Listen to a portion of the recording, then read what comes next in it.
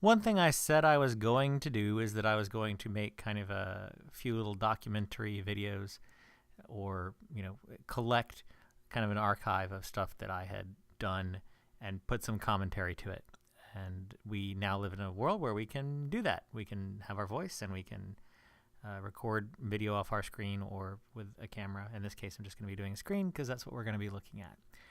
I'm going to talk about theme party invitations. There was a period of my life when I was living in Seattle when I decided that I wanted to do theme parties. I wanted to have a party every now and again.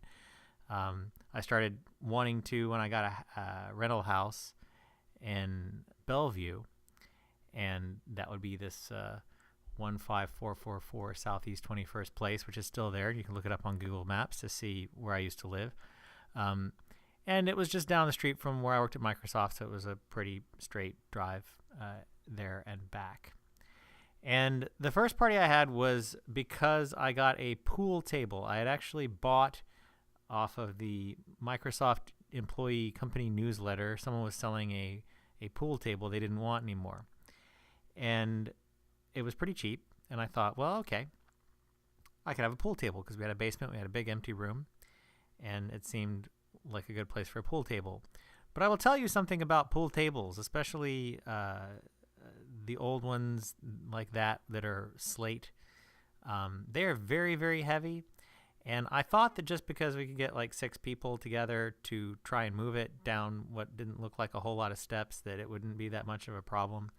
But even 6 people, especially 6 like programmers, moving a pool table made out of slate down stairs and stuff, that will nearly kill you. So I owe everybody a big apology who helped me move that. That's like the worst thing I've probably asked anyone to do ever. So sorry, and glad that no one was seriously hurt. But the first party was a pool party. Now, it was in December, as you can see there. So I thought it would be funny to have a pool party where everyone would come in a Hawaiian shirt and stuff like that, when in reality it was about a pool table. So that was my sense of humor when I was 22 or whatever. And I will read the text to you so you can be amused by it. And I started this format with what, who, where, when, why. I did it on several theme party invitations because I thought that was funny. I don't know why, but I did. So the what here, it says a pool party in December. You look confused. Okay, allow me to explain. It is a cheesy play on words. I did actually go buy a lame used pool table, so it seemed as good a reason as any to have a party. And since every truly good party needs a theme, it's going to be a pool party. Get it? So we'll crank up the heat, fire off the halogens, and get on Mother Nature's bad side by having a little slice of summer on the wrong side of the season wheel. That's actually kind of funny. As any party with a theme should be, we're going to be laid back about it. No one will yell at you if you don't come wearing that Hawaiian shirt and or bikini. So don't fret. Even if you were a spoil sport, we will still give you one of those drinks with little umbrellas in them. And I said that it was a lame pool table, and one reason is because it was kind of warped. You could put a ball, on certain places of the table, and it would kind of like move a little bit.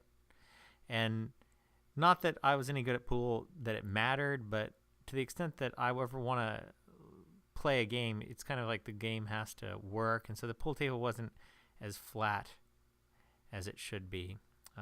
So that was one of the reasons why I ended up not being very happy with the pool table. But at the same time, I think I just don't have any natural talent for pool, so it probably doesn't matter. Like a flatter table wouldn't have made me good. But yeah. So who? Me, my roommates, you, your close personal friends, and their close personal friends. We should probably stop there. If we get up to 6 degrees of separation, we'd be inviting Kevin Bacon, and I don't want to go into what happened the last time I had him over. Hoo boy. I think 6 degrees of separation and Kevin Bacon had been big at the time, so I mentioned it. I think I'd only heard about that very recently, so I included it as a pop culture reference. When? Saturday, December 5th. That's this Saturday for those of you who don't own calendars. The party starts at 8 p.m., and of course, since I say 8 p.m., that naturally means you won't show up before 9 p.m. I've anticipated this. In fact, I really want you to show up at 9 p.m., but if I said that, no one would come until 10 p.m. Trust me, it's the way these things work. And you can all stay until you get bored and wander off to that other cooler party on the west side that you got invited to. So this is actually part of the context. I had basically met these people, Max and Adrian, who lived in Seattle downtown when I was an intern during the summers at Microsoft. And they were kind of, I don't know what you would call them, but sort of people who were non-mainstream. They really liked non-mainstream things. They were watching Iron Chef before anyone knew what Iron Chef was, with no translation, just like Japanese. And certainly sort of Max was experienced with computers, and so he did a bunch of work on that, but he was kind of a slacker, so he didn't do a lot of work, but he got, good compensation for the level of work that he did.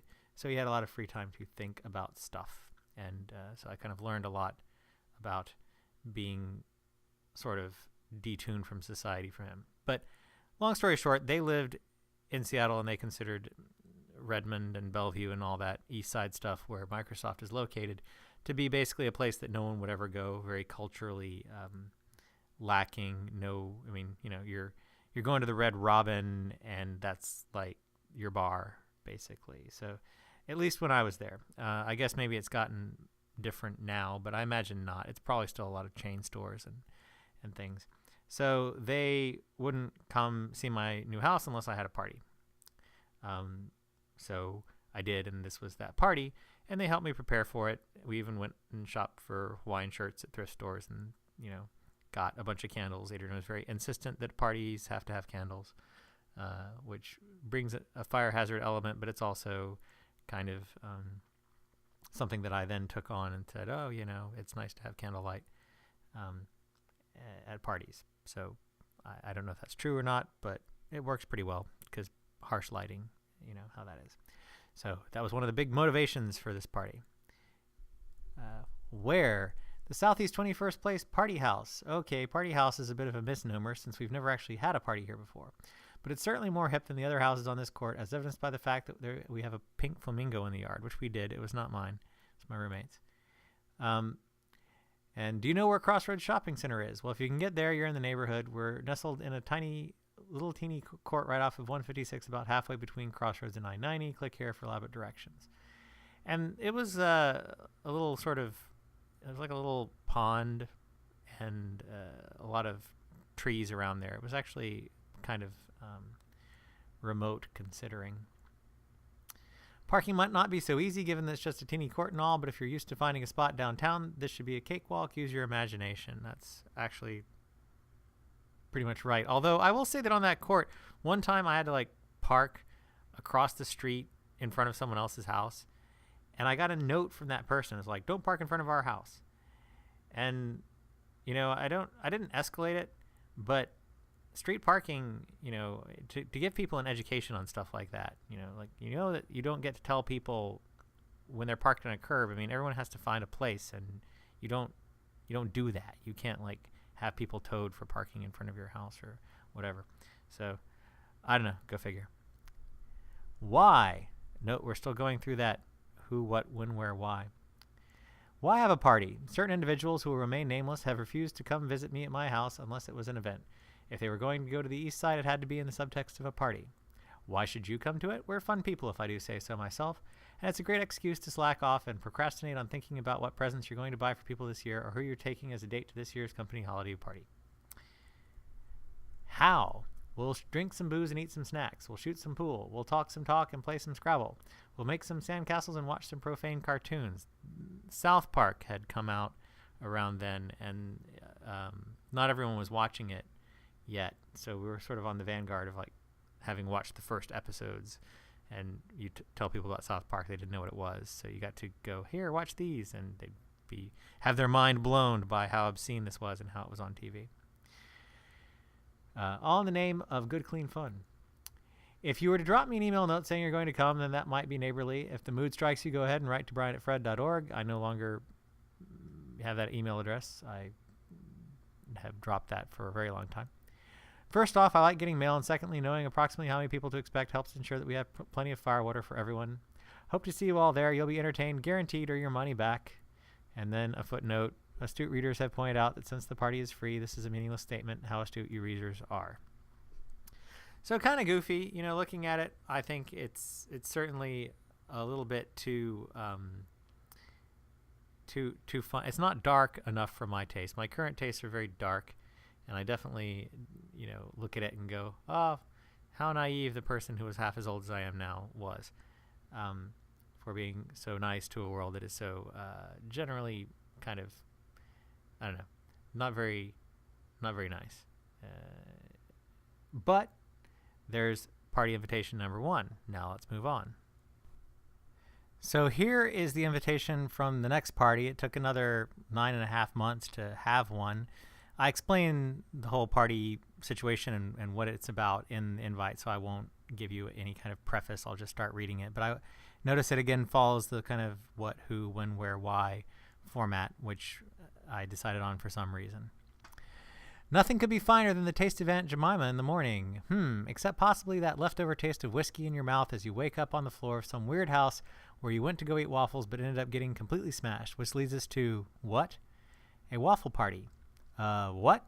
You know, a waffle party, the kind of party where we make and eat lots of waffles and everyone brings a topping, potentially alcoholic in nature, and we get seriously ripped. We could get really experimental and have vodka-soaked strawberries and use rum batter and... I'm going to ask this one more time. What?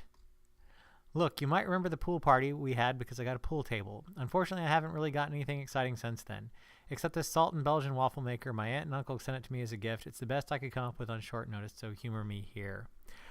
I'll take a moment here and say that I did say that people could bring pretty much any topping they wanted. It could be alcoholic in nature or not. And one thing that did get brought that was very strange was a jar of pickled pig's feet. And it didn't get opened. It just got kind of marveled at, and then no one took it with them when they left. And so I had a jar of pickled pig's feet in the house for sort of a while. I don't really remember whatever happened to that, if we managed to give it away or just threw it out, but no one wanted to eat them. Anyway. Who? Me, my friends, my new roommates, Scott and Birgit. Their friends, my old roommates, Peter and Dan, their friends. And so long as all those people are invited, I guess you might as well come too. When? We picked June 5th as a pretty arbitrary day because all the roommates would be in town and it's not Memorial Day weekend. How does 9 p.m. sound? But you know us. If you get there earlier, we'll let it slide. And if you come by a lot later, someone will still be around. Heck, people live here. Where? The house is in Bellevue. Yeah, east side, I know. But we've got the pool table and pinball and plenty of crash space. And the pink flamingo still stands outside as a testament to our verve and panache. Read the directions here. As usual, I don't know what the story is on parking. Try not to piss our neighbors off too much by parking in their way. It's suburban Bellevue, so even though space isn't in grand supply on our court, you'll find something. Update, it appears that parking along the shoulder of 156th may be an option. I've seen cars parked there. Draw your own conclusions. Why? Well, the last party was a lot of fun, but we've been so busy we hadn't bothered to set up another one. But when I found out that Dan and Peter were going to be buying places of their own and moving out of the house, I knew we'd have to have a party before they moved out. I meant to send out the invite a lot sooner, but I wanted to figure out what I was going to be doing about my own living situation. That way I could know whether it was a bidding the house goodbye party or a celebrating the fact that Brian doesn't have to pack and move again party. Fortunately, it turned out to be the latter. So it's a chance to meet the new roommates and welcome them to their new home. How? Some impulsive planning, invitations via email, a slick-looking webpage, a mad dash to the liquor store on Saturday, a roll of duct tape, and several big bags of waffle mix. How much? Lots and lots and lots of waffles and alcohol. I can't make any other guarantees about this party, but I can certainly promise that. And then I note, it's odd how other languages such as Spanish and Russian have a distinct question word for how much, on par with the standard 6 question words we know from English. Spanish uses como for how and cuanto for how much. Russian uses kak for how and skolka for how much. So I wonder if Russian and Spanish who, what, when, where, why, how lit flyers all have a 7th section for how much. I put this here just in case. Now, I don't know about the rest of you, but if during the course of this party any syrup bottle starts gesticulating at me and extolling its virtues, for example, explaining just how thick and rich and buttery it is, well, I'm going to stop drinking for the evening. Yes, sir, I'm going to put down the Baileys and take a little break. And down at the bottom, I have this keywords thing where it says waffle party, Jemima, Bellevue, Absolute, Supermodels, Hanson, Bill Gates. And that's because at the time I just sort of started to looking at web code, see that there was like invisible text on pages where it was white on white, like trying to make it look like the page had content in it for search indexing. So it was the beginning of that sort of SEO shaping, which I thought was kind of funny. These days you would mention Justin Bieber, but back then it was like Hansen was sort of the butt of jokes. I think they were already kind of old to the point where mentioning Hansen was even funny just because you're mentioning Hansen and it's dated. So it was doubly funny, which it would now be funny today as well, except for the fact that no one knows who Hansen is anymore. So this was a pretty successful party. I actually dressed up for it in a costume. I got this idea, which then kind of became something I did other times, but I answered the door as Rex, my Belgian cousin, and I was wearing this wig and a chef's hat and big thick glasses and a beard, which isn't what I usually looked like to most people. So some people who didn't know me well didn't recognize me and didn't get it, and had to be told, no, that's just Brian in a wig. And I made a giant styrofoam waffle to put on the door, which I was thinking, hey, I could probably take this piece of styrofoam and make little square indentations in it and then spray paint it. And it worked pretty well. It actually was a pretty good looking fake waffle, except for the fact that I didn't know then what I know now, which is that spray paint causes styrofoam to dissolve. So I couldn't use all that much of it before it started eating away at the structure of the waffle. So it's a very lightly spray painted waffle instead of a heavily one. But I spray painted 2 different tones. So one could be kind of like burn marks, and that gave it a little bit more of a good waffle look. And something about all the pictures that I had at this time is that I had to take them through the video capture card in my computer because I didn't have a camera. I'd actually been given a film camera as a graduation present, but I had sold it because I didn't want a film camera. I wanted a digital camera, but they were still pretty expensive and not that great, so I was waiting. And this was just a high 8 camera that had a video out, but the video out you couldn't turn off the on-screen display things.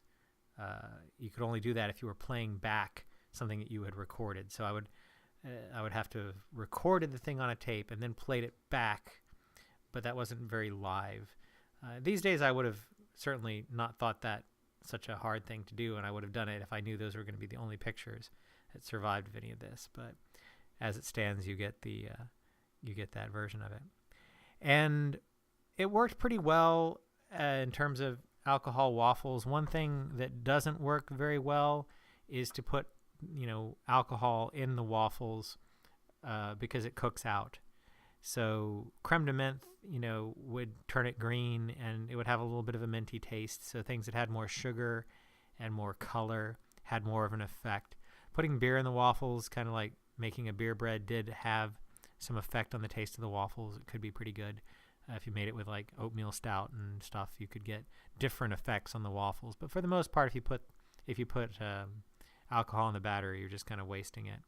So it was better to pour it on top after the fact. And all told, it was pretty fun. So that's the waffle party. So next. So looking at the dates on these is kind of interesting. I see this is only 3 months after the waffle party, which indicates that it wasn't that long before I wanted to have another one. And the theme on this one was superheroes. I had seen the movie Mystery Men, and I was also watching The Tick, which is an animated series that I found pretty funny. And so kind of combining those interests, I decided to make the theme superheroes. And that also presented this option for people to be creative and come up with a costume, and that was integral to the plot of Mystery Men, was just how they were sort of goofy superheroes just kind of putting together things from their house, and I thought it would be cool to do that. And I'll read the invite and then I'll tell you kind of what happened. So it says, calling all Seattle heroes. Oh, right. Sidekicks can come too, I guess. Why? As our fair city nears the millennium, signs of its inability to deal with its own chaotic growth are becoming painfully apparent. Amidst this turmoil, a new breed of supervillains are looming on the horizon. The big-name superheroes and even the not-so-big-name superheroes have sold out to corporate interests and no longer have the welfare of citizens in mind. So it's time for a grassroots effort. That means that we, the dormant superhero community of Seattle, must band together. We must become aware of each other's powers and overcome our differences, and we must learn to work together as a team, as a crime-fighting family, getting the most leverage from the diversity which our varied backgrounds and abilities offer. This gathering will serve as a forum for us to achieve these important goals. Plus, we heroes haven't had a good opportunity to get super sloshed since that bitchin' barbecue over at the Human Squeegee's pad. What? This is a mostly informal get-together of superheroes. Although we don't want to put pressure on you, it would be cool if you came prepared to demonstrate your superpower to the group. And if you brought a snack or two, that might be cool. Fighting crime builds up quite an appetite. Where? The party is being held at the home of esteemed software developer Brian Dickens, respected financial analyst Birgit Lutz, and highly regarded software tester Scott Anderson. Unfortunately, all three of them will be out of town on important business that night, and hence will be unable to attend. But as avid supporters of the hero community, they said their superhero friends, some of whom bear a completely coincidental likeness to themselves, could use the house for the night. Do not let these directions fall into the wrong hands. This cannot be stressed enough. The last thing we want is for any supervillains and their henchmen to show up and crash the party in a daring move to advance their sinister and twisted plans for domination of the Emerald City. Don't you just love foreshadowing? As it so happened, no one came as a supervillain. It was actually hard enough just to get people to come as a superhero at all, but I'll explain how I dealt with that shortly. Who? Anyone who is a bona fide member of the Seattle superhero community is invited to attend, as long as their superpower doesn't have anything to do with flatulence, setting curtains on fire, or making jars of pickles pig's feet materialize on the kitchen counter. This party is being organized by the Intoxicator, renowned for being able to cause the ground to become unstable and shake under the feet of his foes, or at least under his own. He also has a special ability to make women appear more attractive, but only for a limited period of time. So any questions regarding the party should be directed to Brian, who is a close personal friend of the Intoxicator, and will give the message to him the next time they have lunch. How? If you're feeling anxious because you don't think you're up to superhero standards, let me put your mind at ease. Your power doesn't have to be phenomenal. Perhaps you've just got an unsuspected skill, or maybe you were involved in a radioactive experiment with an animal that didn't quite pan out. Whatever the case, it all boils down to needing a catchy name, a gimmicky ability, a coordinated costume, hopefully all of which are uniquely yours. When? Saturday, September 25th. Now, I know everyone is going to be here at 9 o'clock sharp, except for the snail, but you've got to give the guy a break. He doesn't get off work until 5 o'clock Friday. See you then. And then I linked to the past ones. Now, what I did with this is I actually took just a box and I had it by the door, and I had name tags where you had to wear a name tag for what your superhero name was. And so if people came without a superhero, we just make something up, kind of improv style, out of the box. And so that went along. My roommate, she couldn't come up with anything, but she was just very, she was kind of a superficial person in some ways, just in terms of how she looked around. She was German, and she looked around at Americans as being very aesthetically, bad fashion, and she was always criticizing them and criticizing people for not being more self-conscious about how they looked. And so I decided that she should be superficial, and her power was the scathing power of criticism, so she could just talk trash about everyone else's costume. And first she was kind of reluctant, but it turned out that she's actually pretty good at that. So that was her power, and just helping people come up with superheroes to be for the night and wear a name tag was kind of fun. And I was the Intoxicator, as I mentioned, so here is another one of the pictures from the screen capture of me and a guy who was wearing the Hawaiian shirt that I wore from the first party, which had ended up in the costume box. And he was Aloha Boy, and so we have to come through, what's your power? So he happened to be there when I was taking that picture of myself, and I got one of those belts that has the holes in it. This is like a Urban Outfitters kind of thing, but what I did is I took little alcohol bottles, like airline liquor bottles, and I tied twist ties around them and then looped them in there. And so my premise for my superhero power was that I had these two abilities to make the ground shake and to make women more attractive for a limited period of time. But it was the idea that I just, in order to do my powers, I would just drink from my utility belt, and I could change the world by virtue of my intoxication. So that was kind of funny. And we did another outside thing as opposed to the waffle on the door. One of my friends brought over a slide projector, and we just drew this logo on a slide in Sharpie, that the martini glass logo, that then projected it on the side of the house like the bat signal, except it was that. So sure, the neighbors thought that was pretty bizarre, but it was fun for us. And yeah, overall, I would say that was pretty fun as well. I think that getting people, one thing I'll say about doing a theme party organization like this is that a little bit of preparation, like having the box by the door and then getting the first people, like, okay, you have to do it. Like, you have to, have a superpower. You have to come up with something. It doesn't have to be that big a deal. We had like a Barney doll and a stick, and we just took the Barney doll and tied it onto the stick and said, okay, you're the distractor. You use this to distract people. So you just be sitting there talking to someone at the party, and then there'd be this Barney doll kind of like lowering from behind you, oh, it's the distractor. And so people could get into it even if they didn't do a lot of preparation. And I think that if you're ever going to do a theme party, you really probably should make an idea of how to make it successful, even if people don't do any preparation.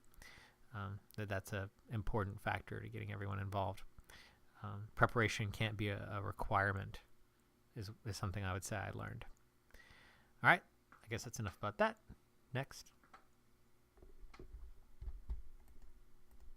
So this wasn't really a theme party. I throw it in just to kind of point out that I had a lot of other things to do besides theme party invites, and so I put this together in kind of a hurry. I had bought a place downtown Seattle, and I wanted to have a party, but I didn't really have things completely worked out yet. So it was just kind of a housewarming party, and so that was the theme. Like, hey, come see the place was actually the theme, whereas before that wasn't really the theme. So I'm not going to spend much time on this other than to say I was kind of making this one in a rush. And it says, as many of you already heard, yours truly made the pilgrimage from Bellevue to Belltown, which is a neighborhood in Seattle, and bought a loft space in a 1914 box factory. Exposed brick walls, 13-foot ceilings, gorgeous giant windows, hardwood floors, truly industrial chic. There's only one problem. How the heck do I heat this place? That was an actual problem. With that much glass window, there's not a lot of insulation, and whatever heat I do get going with my little cadet heaters just floats up to the ceiling. Enough is enough. That's why I need you and a few of your closest friends for Brian's condo warming. As we learned in The Matrix, the human body is a veritable cornucopia of BTU units. Your body is a machine which converts fuel, such as the carbohydrates contained in beer and fruity alcohol drinks, into energy. Thanks to the laws of thermodynamics, that energy is ultimately given off as waste heat. And then I had just used whatever drawing program I had at the time to take a thermogram and put a drink into it. The upshot is that I merely have to fuel you up with a carbohydrate-laden beverage or two, and you'll soon be filling my condominium with precious heat. I'll save a fortune on my electric bill. According to my detailed calculations, we're going to have to fill the whole 974 square feet of the place with intelligent, witty, and hip heating units in order to achieve a satisfactory result, so feel free to bring your fun and interesting friends along, especially those who live in Belltown. So, yeah, I don't really remember anything in particular happening at that party, and there was nothing in particular remarkable about it other than that I had bought a house or a condo, and so that's it. So this is a party invitation that's going to require a bit of context for explanation. This was a poorly drawn lamp party, and this was back in 2000-ish, and so the way that you would come across what we would now consider like an internet meme or a website that everybody knew about, generally people didn't know about them. There were some websites you could go to that would tell you, here's a really, worst of the web, here's a bad site, or here's something funny, and you could kind of click around, but it wasn't as tightly integrated and indexed the way that you can now with Know Your Meme and things. And these days people are much more onto memes. But I had picked up this meme of a sort from Shoebox's poorly drawn lamp page. So some guy calling himself Shoebox invited people to send him badly drawn pictures of lamps, usually in Microsoft Paint, and some of them would have narration like sad lamp being attacked by squirrels underwater with a plane and fish here. And that's about the quality level of the lamps on the website. Some might be a little better, but it was just pictures of lamps. So I thought that this would be kind of a creative catalyst to have people draw lamps, and then we would send them all en masse to the guy with the site and overflow him with a bunch of badly drawn lamps, which we did. And so it says, "Greetings, party goer. Well, it's that time of year again. Winter in Seattle takes its toll on all of us. If it hasn't already, your life will soon come to resemble this. Mean clouds, you, giant slug." As the rains come in, folks stop their hiking and kayaking and deviant crusades to the desert and start partying heartily, indoors.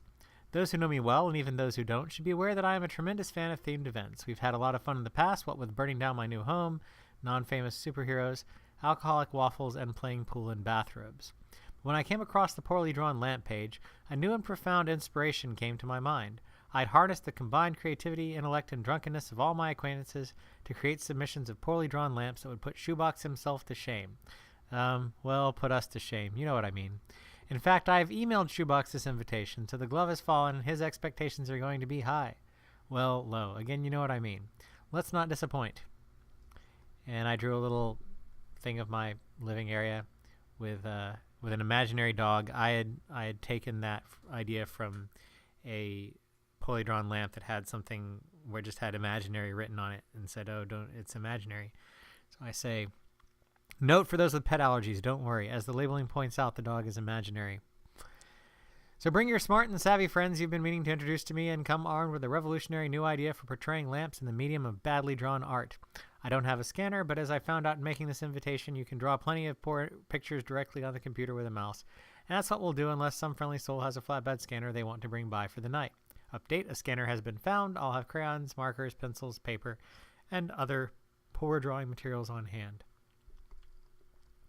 Donations of creativity-inducing agents are welcome, as always, but never necessary. Precise map of the box factory at 81 Vine. Not a very precise map. And so I'm not going to be able to go through all the pictures because there's like 151 of them in any great detail. So I'll just kind of flip through them. But I did send them to Shoebox, and he had a note on the page about it. Poorly drawn lamp party. Some poor soul was so inspired by the poorly drawn lamp page that he decided to have his very own poorly drawn lamp party. He invited a bunch of people over, apparently with the only criteria for admission being a complete lack of drawing ability and a complete misunderstanding of the definition of the word party, and they all got together and drew lamps. It amazes me that something I created has led so many talentless morons to waste their time in this manner. I've never been so proud. Anyway, you can see the 151 mind-numbingly awful pictures from this party at this site here. So I'll just kind of go through the pictures quickly in a gallery. So let's go.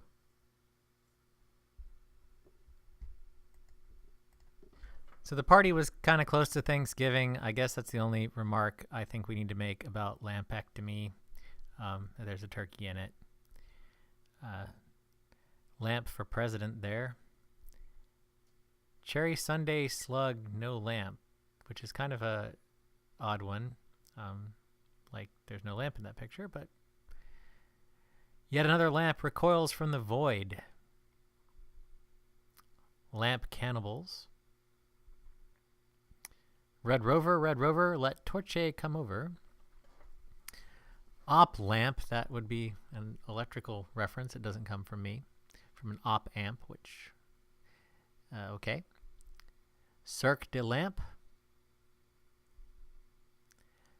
Certified kryptonite free is what that says, and that's Superman contemplating what lamp to buy.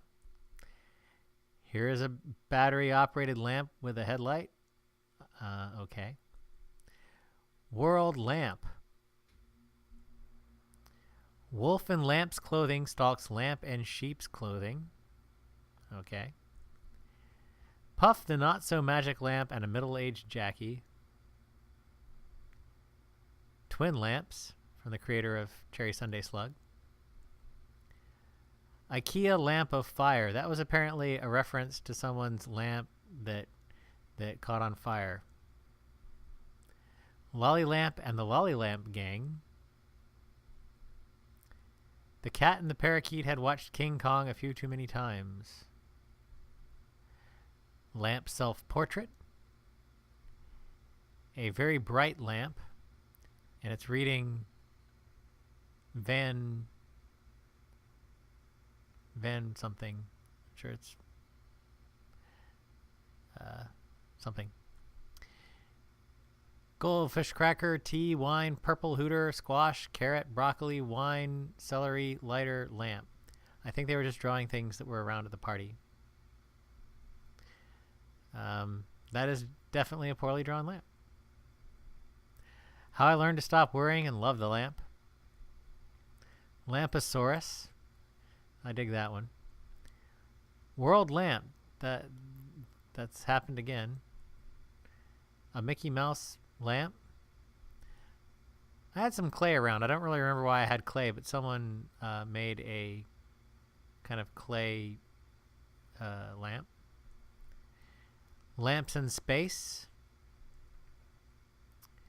That is very abstract if it's a lamp.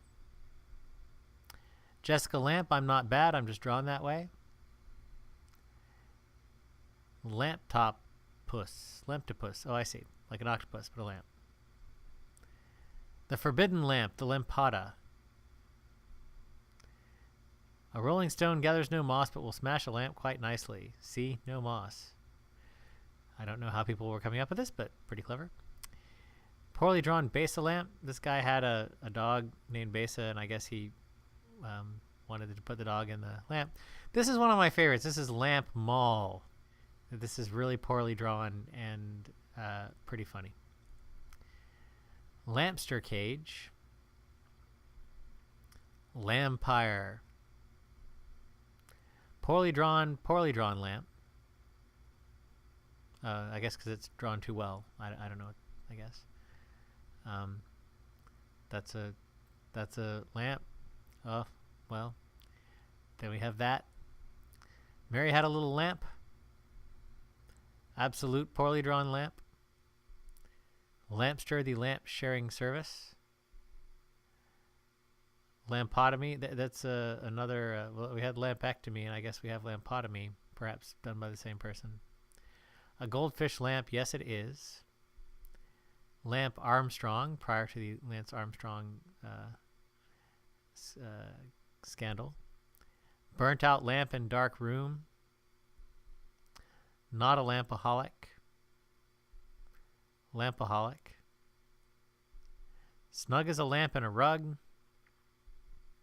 Hi, I'm lamp. Rub me, it's a that kind of lamp. His Holiness the Dalai Lama. Damp cramp lamp. Exquisitely drawn lamps masquerading in a poorly drawn lamp drawing. Lost lamp.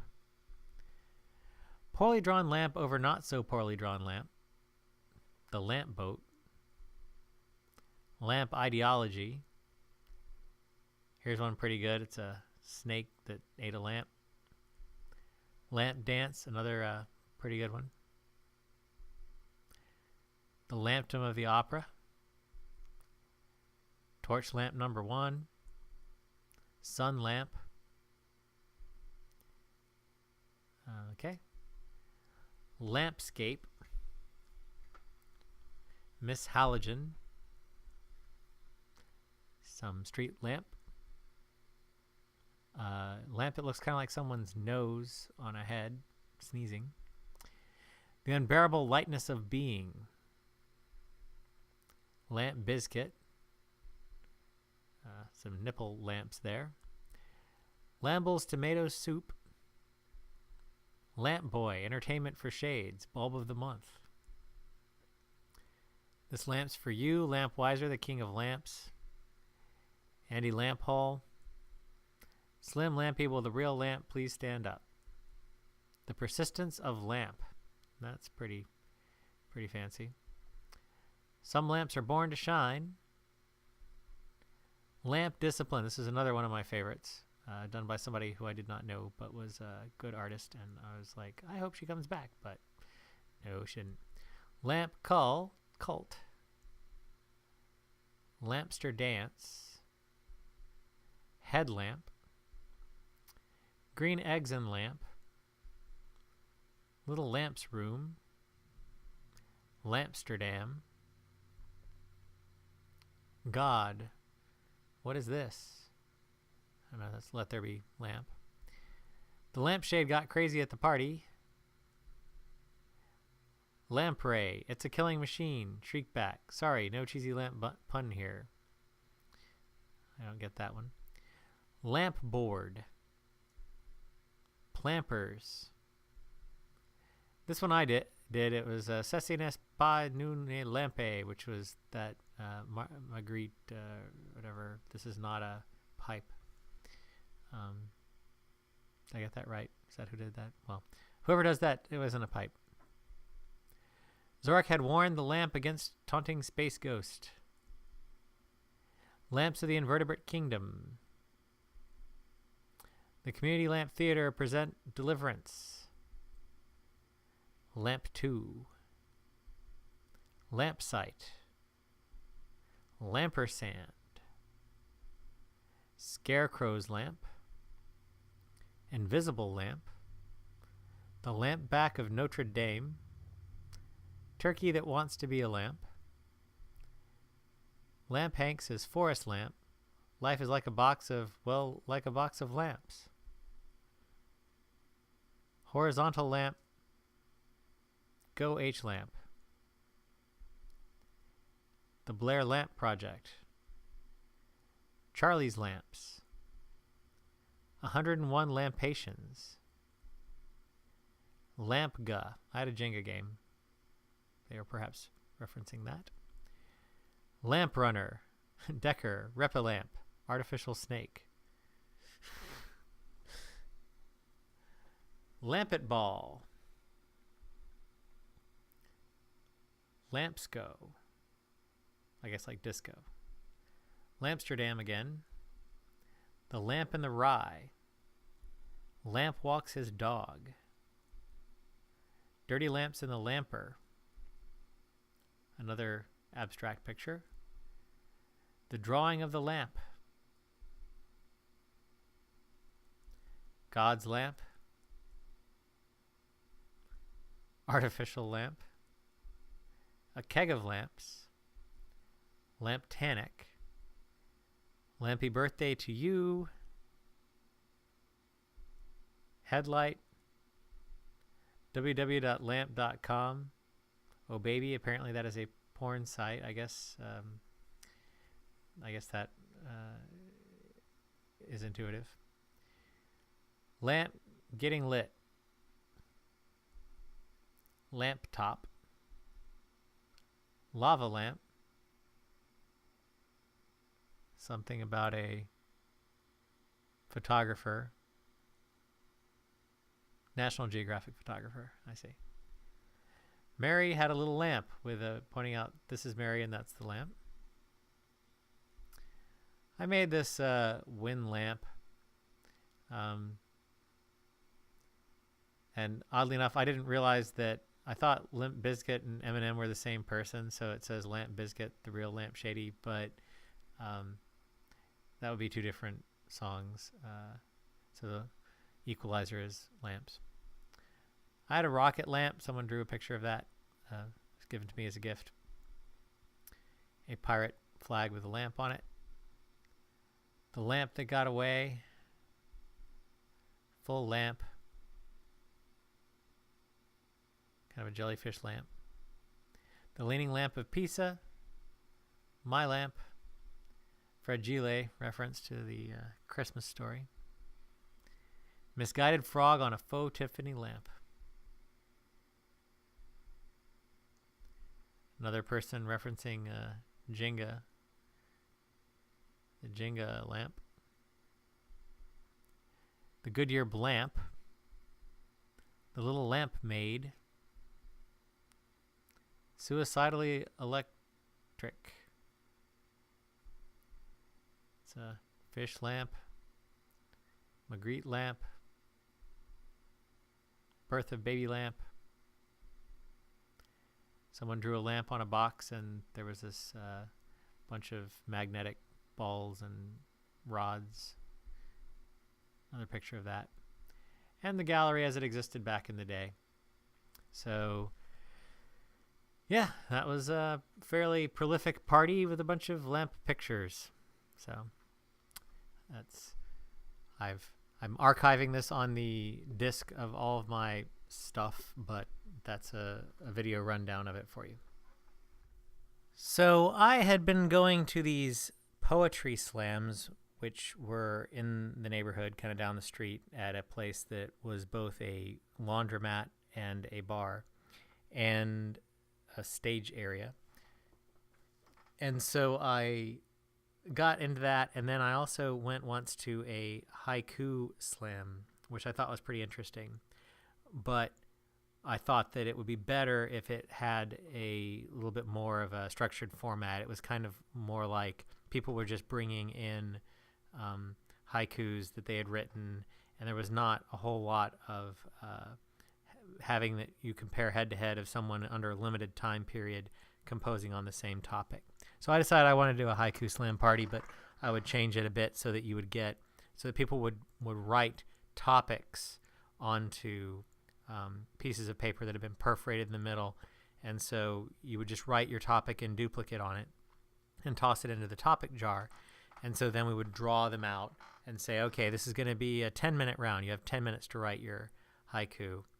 And people would each, you'd pull out a certain number of the topics, and then you would have somebody else who had your topic. So that would be the person you went up against, and to have the audience vote on with little flags. And I got a Japanese flag from the flag store and kind of hung it up, and also had two microphones. I had Shure SM57s set up.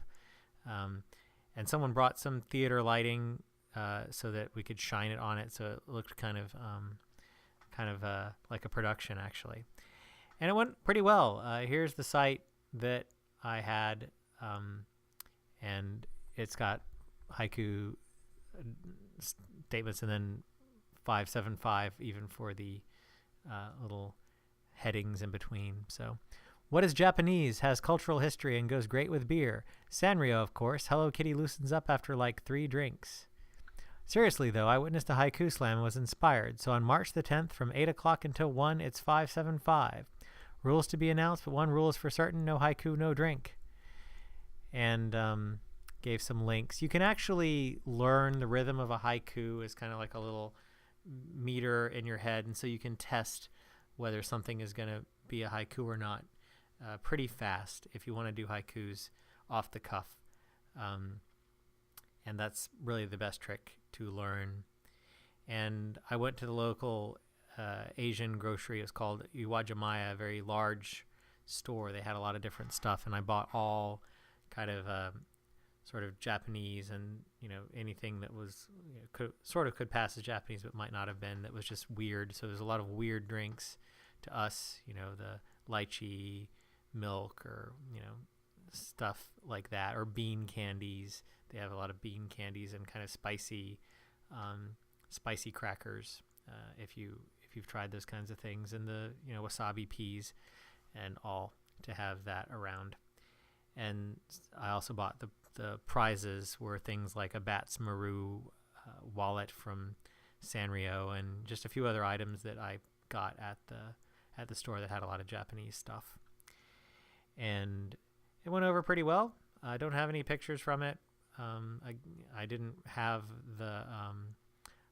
that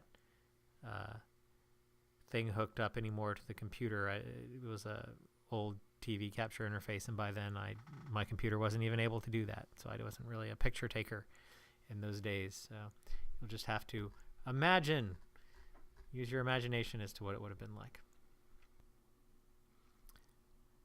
So I have sort of mixed feelings about continuing to have anything to say about the end of the party era and the end of, I guess, that phase of my life, where sometimes you sort of see this kind of almost like that character off Parks and Recreation, kind of the Leslie Knope, like, come on, guys, let's have fun, and this very well-meaning kind of person that I used to be.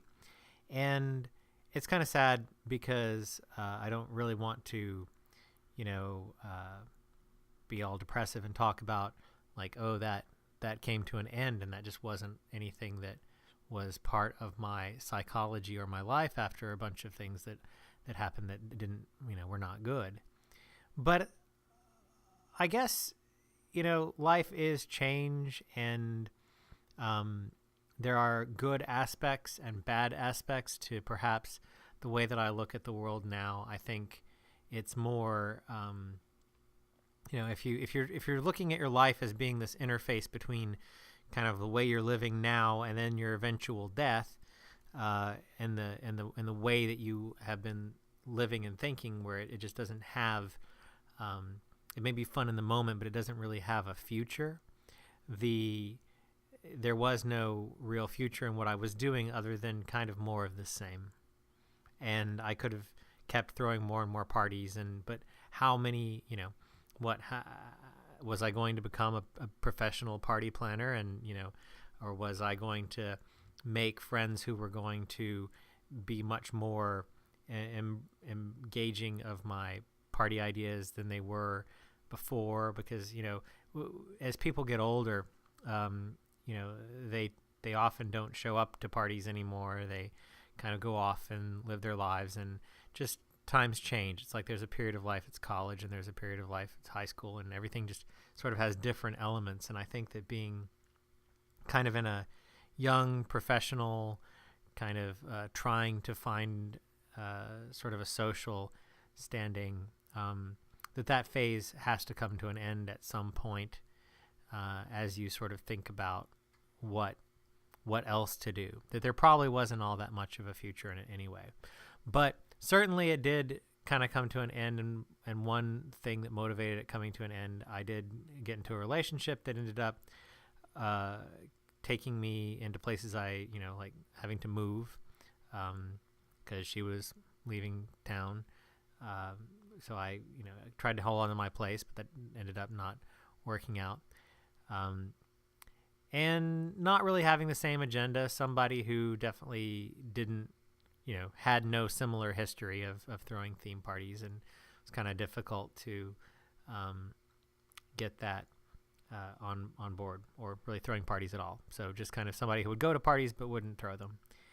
And among the many factors of why I didn't keep doing it was that, but then there are many others. So I'll cover it anyway. This was one where I was trying to sort of cater to her interests because she liked traveling a lot. And so I thought, well, I had this, I had a risk game or something, and was looking at the countries and thought that people could come representing countries, and she was going to study anthropology. And so I worked that into the theme, and been going to some trivia nights as well. So I thought, well, what about like a trivia party where we do trivia about different countries and you come representing a country or a region? And so I had everyone claim a country. So go ahead and read this. From the UN Trivia Secretary to World Representatives, the next meeting of the UN Trivia Council. Greetings, international delegates. As we're sure you are all aware, the trivia crisis continues unabated. Tourism and air travel are tapering off due to increased security concerns, and knowledge of international trivia is reaching an all-time low. Although last month's meeting in Switzerland made some very concrete progress, the Council has serious work ahead of it. We have fortunate news, however. The UN has managed to coordinate with the World Bank and the IMF for increased sponsorship of the Trivia Council. We are also working with UN Special Forces to bolster sanctions, creating powerful incentives for regional governments to demonstrate their dedication to making the planet a better place through the understanding of world trivia. Next meeting location. To avert the issues with protesters and media which have historically plagued the Trivia Council, this month the meeting will be done in secret. The location is an inconspicuous residence in the Seattle area of the United States. The address is 81 Vine Street, security code 200. For a map, click here. For a more detailed map, click here. Time for next meeting. The Trivia Council asks that the attendees arrive somewhere between the hours of 8 o'clock p.m. and 9:30 p.m. on January 26th. Later arrivals are certainly welcome, but may result in reassignment of the subcommittee duties. The meeting will last until 1 a.m. As with all UN Trivia Council meetings, the recognized political regional entities and border adjacencies are those established in the 1959 edition of Parker Brothers Risk.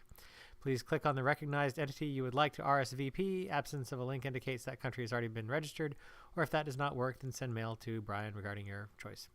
So I had these countries, and you were just supposed to click on them and represent them, and I guess that's how many people actually came.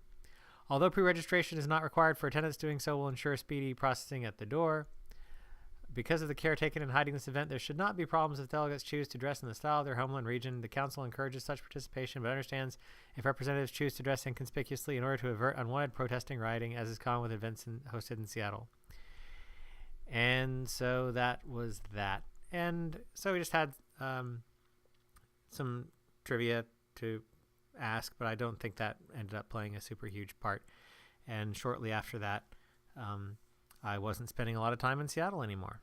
And so that was kind of the last party I've really thrown until sort of, I guess, many, many years later. But I never bothered with a theme kind of again.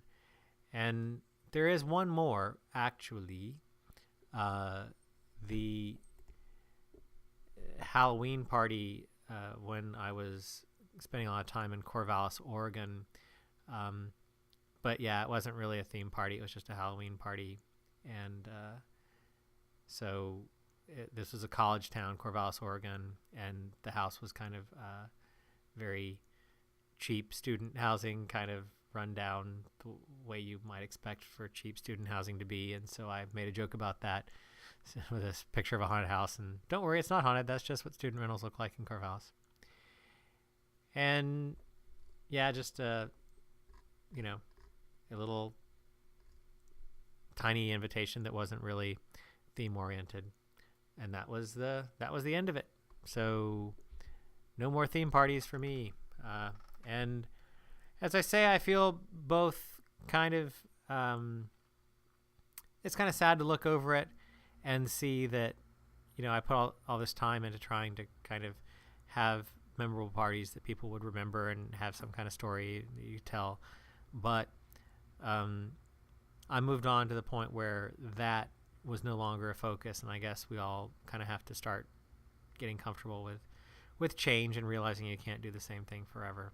So it's sad, but it's just the way it is. If it weren't that way, we would all be still playing with action figures, and maybe some people do that, but so it goes.